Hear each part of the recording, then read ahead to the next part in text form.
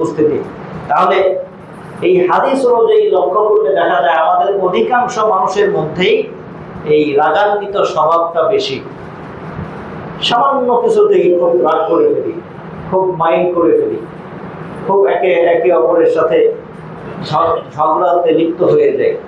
তা আল্লাহ রাসূলের এই হাদিস অনুযায়ী এইরকম স্বভাব বিশিষ্ট ব্যক্তিরা জান্নাতে যাবে না।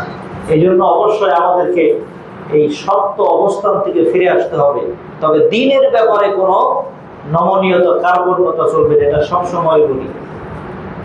ইসলামের ব্যাপারে যেখানে মুসলমানিত্ব নিয়ে প্রশ্ন আসে, সেই জায়গায় কোনো বকিলতা করার, কার্পণ্যতা করার কোনো সুযোগ নেই। ইসলামের বিধান, আইন কানুন মানার ক্ষেত্রে আপনাকে বজ্র কঠোর হতে হবে, মানতেই হবে। আল্লাহ রাসূল সাল্লাল্লাহু আলাইহি ওয়াসাল্লাম যখন ইসলামের বিধানগুলো মানুষের কাছে উপস্থাপন করতেন, তখন তিনি এমন কঠোরভাবে বলতেন যে রাগে তার চেহারা একেবারে লাল হয়ে যেত।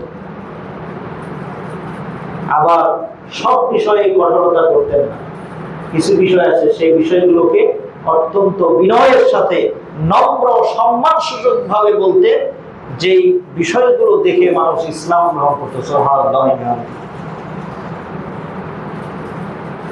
একটা হাদিসের মধ্যে এরকম বর্ণনা আছে যে কোন এক গ্রাম্য লোক তিনি এসে মসজিদের ভিতরে এসে প্রস্রাব করে দিলেন।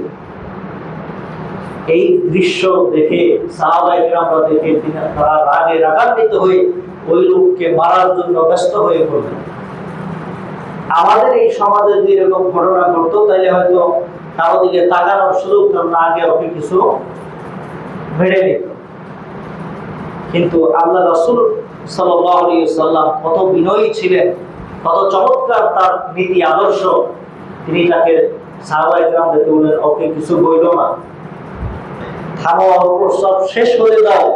তারপর ওকে কাছে ডেকে নিয়ে আসলেন, নিয়ে এসে বললেন, তুমি যেখানে প্রস্রাব করেছো এটা আমরা এখানে ইবাদত করি, এটা আমাদের ইবাদতগাহ। এই কথা শুনে ওই ব্যক্তি আশ্চর্য হয়ে গেলেন।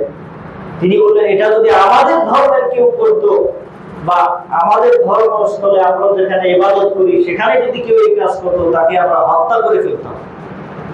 অথচ তিনি এমন উত্তম আদর্শের মানুষ যে তিনি তাকে কিছুই বললেন না, বরং তাকে সুন্দরভাবে ডাক দিয়ে বোঝালেন। এই যে তাকে ডাক দিয়ে বোঝালেন, এই বিনয়ী স্বভাব ওই লোকটার এত পছন্দ হলো যে আল্লাহ রাব্বুল আলামিন তাকে হেদায়েত দিয়ে দিল। সুবহানাল্লাহ। আল্লাহ রাব্বুল আলামিন তাকে হেদায়েত দিল, সে কালিমা পড়ে মুসলমান হয়ে গেল। সুবহানাল্লাহ।